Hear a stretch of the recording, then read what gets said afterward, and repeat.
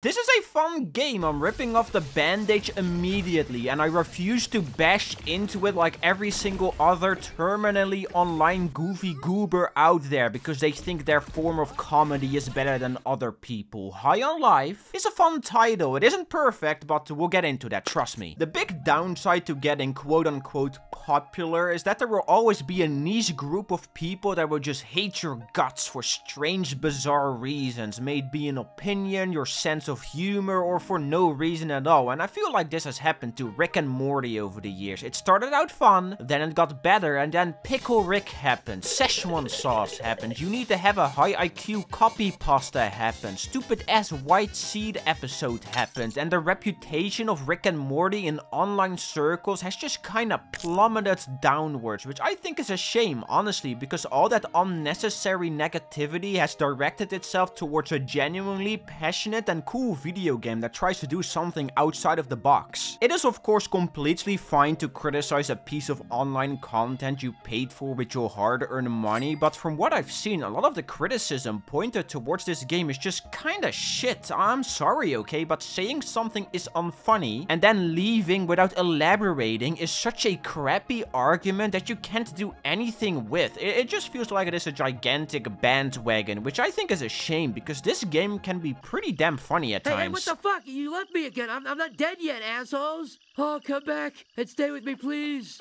Oh, if you leave me again, I swear to God, I'm gonna kill myself. High on Life is a game about taking down a drug empire with talking guns. That's the whole gimmick. You have multiple guns with wacky faces, personalities, and abilities that talk to you sporadically throughout your adventure. The fun part about this concept is that the dialogue of your playthrough will be different compared to other people depending on which gun you are holding in different occurrences. You start off with a simple pistol called Kenny, who is basically just a Morty with a funny grenade ability that allows you to juggle enemies up in the air. But you also have Gus, a more laid back and chill shotgun that can fire these big discs that you can ricochet back and forward with your melee. Plus he has the ability to suck enemies towards him, kinda like a vacuum. Sweezy, a snazzy and snarky rapid fire machine pistol that has the ability to create these time bubbles to slow down enemies. And Creature, who is brain dead and shoots homing babies. They really went all out on this dude. If you use each weapon on its own, the combat is pretty lackluster, but once you start to combo them together by swapping weapons continuously, the shooting becomes super engaging. I was really surprised at how much I was enjoying the combat, especially once you equip a few wacky weapon mods. In a game like High on Life or Trover Saves the Universe, Conquers Bad Fur Day, Jazz Punk, the gameplay isn't my main source of enjoyment, but it's pretty damn good here. It's no Ultra Kill or Doom, let's be clear for a second, but it's good enough to the point that I'm actually looking forward to the action. If there is one clear downside to the shooting though, it is the lack of enemy variety. There are like 10 or so different enemies that they recycle continuously, and that never really rewards you for experimenting with your different guns, which is a shame because there's a good base here. The Gatlians and their abilities are fun to muck around with. It also throws some puzzle platforming bits at you here and there, which are kinda lackluster, but they are a nice distraction from all the insanity that breaks down around you, because man,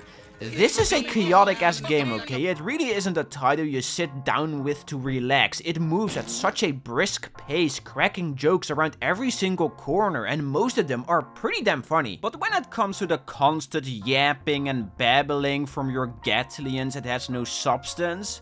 This does get a bit old at some point, but thankfully, you can just lower that in the settings, making it so that your guns aren't speaking every 5 seconds, giving you more breathing room to focus on the actual jokes instead of the mindless rambling. And I'll say it again, most of the jokes are fun. If you aren't actively not trying to laugh, you will find some level of enjoyment here, but there is a big emphasis on most of the jokes though, because there are a handful of goofs and gaffes that just don't work out in my eyes, and these are the jokes you see people heavily criticize online. The fresh meat kit, the side quest about Liz, the detective mode garbage, these just don't really hit the nail on the head quite right, which is a shame because when a joke works, it works and it's great. If you're able to look past the eye-rolling gags, there is a captain captivating and enthralling video game here that is fun to interact with. Yes, it's stupid as hell, but that's kind of the point. It has so many fun curveballs it throws at you depending on how you interact with the world around you, and a big chunk of them you will probably not even experience, making your playthrough feel just a bit different compared to other people, and I love that. So I'm setting my foot down, okay? I am so tired of copy-pasted repetitive experiences, so when a game does something outside of the box, I'm all for it. This isn't some masterpiece, you need to be smart to get this type of game, alright? But it's fun, and I recommend checking it out if you're even slightly curious. Also, subscribe and hit the bell and like and... okay, I'll shut up. Okay, see you guys later. Bye. Another hole. What is this? The hit indie game Donut County?